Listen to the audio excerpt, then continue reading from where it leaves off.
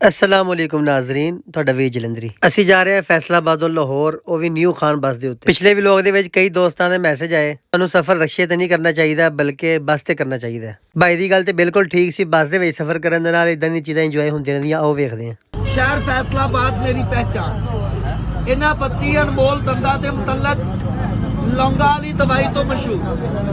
3 ਫਾਇਦੇ ਕਰੇਗੀ, ਸ਼ਰਤੀਆਂ ਕਰੇਗੀ।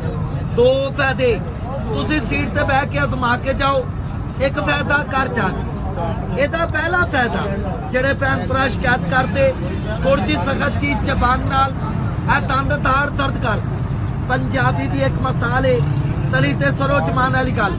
ਗੱਡੀ ਦੇ ਅੰਦਰ ਦੌਰਾਨੇ ਸਫ਼ਰ ਕਿਸੇ ਭੈਣ ਭਰਾਵਾਂ ਦੇ ਇਹ ਦੰਦ ਜਾਂ ਦਾੜ ਚ ਦਰਦੇ, ਆਪਣੀ ਸੀਟ ਤੇ ਬੈਠ ਕੇ ਆਵਾਜ਼ ਦੋ। ਤੁਹਾਨੂੰ ਨਾ ਲੌਂਗਾਂ ਵਾਲੀ ਦਵਾਈ ਦੀ ਪਹਿਚਾਨ ਕਰਵਾਉਣਾ ਚਾਹੁੰਦਾ। ਇਹ ਐਲੋ ਇਸ ਤਰ੍ਹਾਂ ਆਪਣੇ ਕਾਰੋਬਾਰ ਦੀ ਮਾਰਕੀਟਿੰਗ ਕਰਨ ਵਾਲੇ ਬੰਦੇ ਸਿਰਫ ਤੁਹਾਨੂੰ ਇਹਨਾਂ ਬੱਸਾਂ 'ਚ ਲੱਭਣਗੇ, ਹੋਰ ਤੁਹਾਨੂੰ ਦੁਨੀਆ ਦੇ ਕਿਸੇ ਕੋਨੇ 'ਚ ਨਹੀਂ ਲੱਭਣਗੇ। ਖੋੜ ਇਹ ਖੋੜ ਚ ਭਰ ਲੈਣੀ ਹੈ। ਅਗਰ ਖੋੜ ਨਹੀਂ ਸਰ, ਇਹ ਇਸ ਤਰੀਕੇ ਮੰਨ ਲੈਣੀ ਕੋਟ ਤੇ ਮੰਨ ਲੈਣਾ। ਲੌਂਗਾਂ ਵਾਲੀ ਦਵਾਈ ਜ਼ਿੰਦਾਬਾਦ। ਬੋਲਦੇ ਨਹੀਂ ਹੁਣ ਤੁਸੀਂ, ਬੋਲੋ ਜਿੰਦਾਬਾਦ। ਤੇ 5 ਵਕਤ ਦੇ ਨਮਾਜ਼ੀ ਵਜ਼ੂ ਕਰਨ ਦੇ ਦੌਰਾਨ ਸ਼ਹਾਦਤ ਵਾਲੀ ਉਂਗਲੀ ਮੂੰਹ ਚ ਮਾਰਦੀ। ਲੋ ਜੀ, ਇੱਕ ਗਿਆ ਤੇ ਦੂਸਰਾ ਆ ਗਿਆ। ਇਹ ਰੌਣਕ ਲੱਗੀ ਰਹਿੰਦੀ ਬੱਸ ਦੇ ਵਿੱਚ, ਤੁਹਾਨੂੰ ਸੌਣ ਵੀ ਨਹੀਂ ਦਿੰਦੇ। ਖੈਰ ਨਾਲ ਇਹ ਵਾਲਾ ਉਸਤਾਦ ਖੈਰ ਨਾਲ ਸ਼ਾਇਰ ਵੀ ਆਓ, ਇਹਦੀ ਸ਼ਾਇਰੀ ਵੀ ਸੁਣ।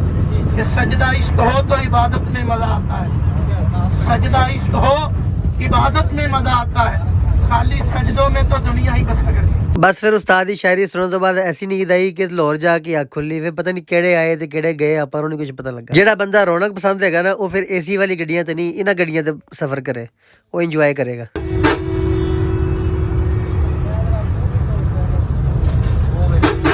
ਬੱਸ ਵਾਲੇ ਨੇ ਸਾਨੂੰ ਫਿਰ ਲਾਹੌਰ ਲਾੜੀ ਅੱਡੇ ਤੇ ਲਾਇਆ। ਰਕਸ਼ੇ ਵਾਲੇ ਨਾਲ ਗੱਲ ਕੀਤੀ ਤੇ ਉਹ ਕਹਿੰਦਾ ਜੀ ਮੈਨੂੰ ਨਵੇਂ ਰਕਸ਼ੇ ਦੇ ਪੈਸੇ ਹੀ ਦੇ ਦਿਓ ਘਰ ਜਾਣ ਵਾਸਤੇ, ਕਿਉਂਕਿ ਰਾਤੀ 12 ਵਜੇ ਦਾ ਟਾਈਮ ਸੀ ਨਾ।